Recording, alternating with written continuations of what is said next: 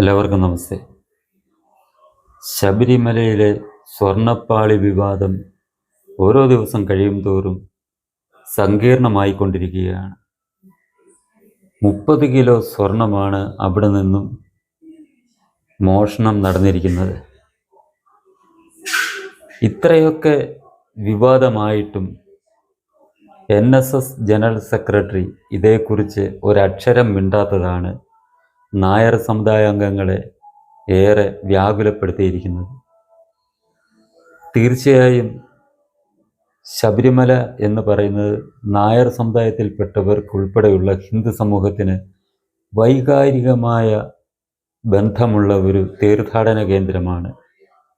അവിടെ ആ ഭക്തർക്ക് മനോവ്യഥ ഉണ്ടാകുന്ന തരത്തിൽ അവിടെ ഇത്തരം ഒരു സംഭവം ഉണ്ടായിട്ട് NSS general secretary G Sukumaran Nair വായും പൂട്ടിയിരിക്കുന്നത് നായർ സമുദായത്തിന് ഒരിക്കലും അംഗീകരിക്കാൻ കഴിയുകയില്ല എന്നുള്ള കാര്യം ഹിന്ദുമത വിശ്വാസിയായ പന്തളം സ്വദേശി കൂടിയായ, അതായത് അയ്യപ്പൻ്റെ ജന്മനാടായ പന്തളത്തുകാരനായ ഒരു നായർ സമുദായാംഗം എന്ന നിലയ്ക്ക് ഈ നായർ സമുദായത്തിലുള്ള വിശ്വാസികളുടെ ആശങ്ക എത്രമാത്രമാണ് എന്നുള്ള കാര്യം എനിക്ക് മനസ്സിലാക്കാൻ കഴിയുന്നുണ്ട്. എന്നിട്ടുകൂടി NSS ജനറൽ സെക്രട്ടറി ഇതിനെക്കുറിച്ച് ഒരക്ഷരം മിണ്ടുന്നില്ല എന്നുള്ളതാണ് ഏറെ സങ്കടകരമായ കാര്യം. അടുത്ത സമയത്ത് നമ്മൾ കണ്ടു, സർക്കാർ ചില ദുരുദ്ദേശത്തോടു കൂടി ഈ അയ്യപ്പ സംഗമം എന്ന പേരിൽ ഒരു സംഗമം നടത്തി അതിന് ഒരു ബാധയുമില്ലാതെ പൂർണ്ണമായി പിന്തുണച്ചുകൊണ്ട് ജനറൽ സെക്രട്ടറി മുന്നോട്ട് വന്നത് നമ്മൾ കണ്ടതാണ്. പക്ഷേ ശബരിമലയിലെ ഭഗവാന്റെ ഈ സ്വർണം, ഈ സ്വത്ത് മോഷ്ടിച്ചുകൊണ്ട് പോയ സംഭവങ്ങൾ ഉണ്ടായിട്ട് ഈ വിവരങ്ങൾ പുറത്തു വന്നിട്ട് ജനറൽ സെക്രട്ടറി ഇതിനെതിരെ ഒരക്ഷരം മിണ്ടിയിട്ടില്ല. സമുദായാംഗങ്ങളുടെ തന്നെ എതിർപ്പുകൾ മറികടന്നുകൊണ്ടാണ് ജനറൽ സെക്രട്ടറി ഈ അയ്യപ്പ സംഗമത്തിൽ സഹകരിച്ചത്. അങ്ങനെയുള്ളപ്പോൾ ഇദ്ദേഹം ആരെ സംരക്ഷിക്കുന്നതിന് വേണ്ടിയാണ് ഇപ്പോൾ മിണ്ടാതെ ഇരിക്കുന്നത് എന്നുള്ളതാണ് നായർ സമുദായാംഗങ്ങളുടെ സംശയം. തീർച്ചയായും ഈ ഒരു സംഭവത്തിൽ മുഖ്യമന്ത്രിയുടെ അറിവിൽ കാണുകയില്ല എന്ന് നമ്മൾക്കൊരിക്കലും വിശ്വസിക്കാൻ കഴിയില്ല. കാരണം സർക്കാരിൻ്റെ ഏത് വകുപ്പുകളിലെ കാര്യങ്ങളും മുഖ്യമന്ത്രി അറിയാതെ കേരളത്തിൽ നടക്കുന്നില്ല എന്നുള്ളത് യാഥാർത്ഥ്യമാണ്. അത് നമ്മൾക്കെല്ലാം അറിയാവുന്നതാണ്. അത് ദേവസ്വം വകുപ്പാകട്ടെ, ധനകാര്യ വകുപ്പാകട്ടെ, ആരോഗ്യ വകുപ്പാകട്ടെ, ഏത് വകുപ്പിൽ എന്ത് നടന്നാലും മുഖ്യമന്ത്രി അറിയാതെ ഒരു കാര്യവും നടക്കുകയില്ല. ഈ സ്വർണം കടത്തിക്കൊണ്ടുപോയത് മുഖ്യമന്ത്രിയുടെ അറിവോടെയാണ് നടന്നിരിക്കുന്നത് എന്നതും അതുകൊണ്ട് തന്നെ വിശ്വാസികൾ അത് വിശ്വസിക്കുന്നു എന്നുള്ള കാര്യം മുഖ്യമന്ത്രി മനസ്സിലാക്കുക. കാരണം ഇത്രയൊക്കെ വിവാദമുണ്ടായിട്ടും ഇത്ര മാത്രം 30 കിലോ സ്വർണം മോഷണം പോയിട്ടും ഒരു പോലീസ് അന്വേഷണത്തിനും ഉത്തരവിടാൻ മുഖ്യമന്ത്രി തയ്യാറായിട്ടില്ല എന്നുള്ളത് തന്നെ അതിന് തെളിവാണ്. ഇത് മുഖ്യമന്ത്രി അറിഞ്ഞുകൊണ്ട് തന്നെ നടന്ന ഒരു മോഷണം ആണ് എന്ന് ശബരിമല വിശ്വാസികൾ വിശ്വസിക്കുന്നു എന്നത് യാഥാർത്ഥ്യമാണ്. പോലീസിനെ ഭരിക്കുന്നത് മുഖ്യമന്ത്രി, അതിനെ നിയന്ത്രിക്കുന്നത് മുഖ്യമന്ത്രി. ഇപ്പോൾ ശബരിമലയിലെ ഈ കേസ് അന്വേഷിച്ചാൽ അത് മുഖ്യമന്ത്രിയുടെ നിർദ്ദേശപ്രകാരമുള്ള റിപ്പോർട്ടല്ലാതെ പോലീസ് നൽകുകയില്ല എന്നുള്ള കാര്യവും നമ്മൾക്കറിയാവുന്നതാണ്.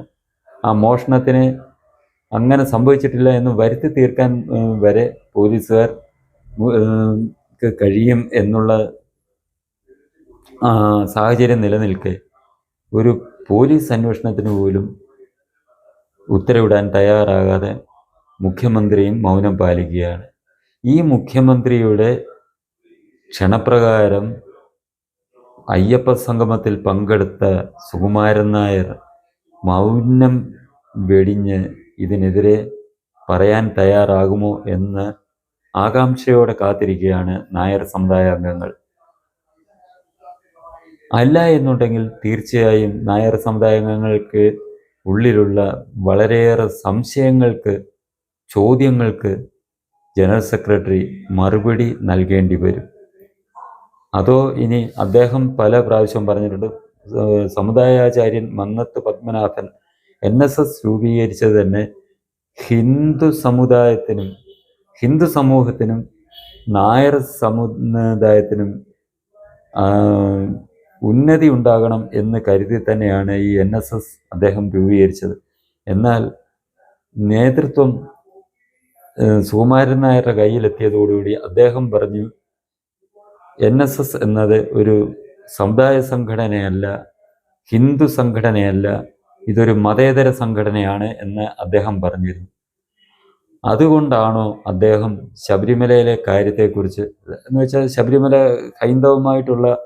ഹൈന്ദവ സംസ്കാരവുമായിട്ടുള്ള ബന്ധപ്പെട്ടുള്ള ഒരു ക്ഷേത്രമായതുകൊണ്ട്, ഞങ്ങൾ മതേതര പ്രസ്ഥാനമായതുകൊണ്ട് ഹിന്ദുക്കളുടെ കാര്യത്തിൽ ഞങ്ങൾ പ്രതികരിക്കേണ്ട എന്നുള്ളത് കൊണ്ടാണോ സുകുമാരൻ നായർ ഇപ്പോൾ ഒരക്ഷരം മിണ്ടാത്തത് എന്നുള്ള കാര്യം അദ്ദേഹമാണ് വ്യക്തമാക്കേണ്ടത്. ഇപ്പോൾ തന്നെ അറിയാം, ഇന്നേ ദിവസം താലൂക്ക് യൂണിയൻ സെക്രട്ടറിമാരുടെയും പ്രസിഡന്റുമാരുടെയും ഒരു യോഗം അദ്ദേഹം വിളിച്ചിരുന്നു. അവസാന നിമിഷം അത് മാറ്റിവെക്കുകയും ചെയ്തു. യോഗം വിളിച്ചത് തൻ്റെ നിലപാടുകൾ അവരെ അറിയിക്കാനും തനിക്കെതിരെ സമുദായത്തിനുള്ളിൽ ഉണ്ടായിട്ടുള്ള എതിർപ്പുകൾ, തൻ്റെ നിലപാടുകൾക്കെതിരെ സമുദായത്തിൽ വളർന്നു വരുന്ന ആ എതിർപ്പുകൾ, അതിനെ മറികടക്കുന്നതിനായി യൂണിയൻ പ്രസിഡന്റുമാരിൽ കൂടി കരയോഗങ്ങളിൽ വിശദീകരണം എത്തിക്കുന്നതിന് വേണ്ടി ആയിരുന്നു ഈ യോഗം വിളിച്ചിരുന്നത് എന്നാണ് അറിയാൻ കഴിയുന്നത്. എന്നാൽ ഈ യോഗത്തിൽ തന്നെ ജനറൽ സെക്രട്ടറിക്കെതിരെ ശക്തമായ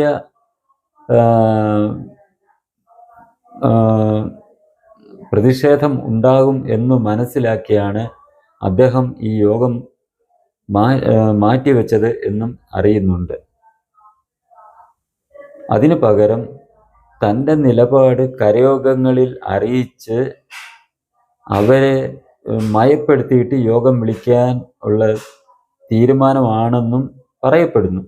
പക്ഷേ അദ്ദേഹം എത്രയൊക്കെ വിശദീകരണങ്ങൾ നൽകാൻ ശ്രമിച്ചാലും താഴെത്തട്ടിലുള്ള സമുദായ അംഗങ്ങൾ ഒരിക്കലും അദ്ദേഹത്തിൻ്റെ ഈ നിലപാടിനോട് ഒരിക്കലും യോജിക്കുകയില്ല എന്നുള്ള കാര്യം അദ്ദേഹം മനസ്സിലാക്കുക. NSS എന്നത് നായർ സമുദായാംഗങ്ങൾക്കിടയിൽ വൈകാരികമായ ഒരു വികാരമാണ്.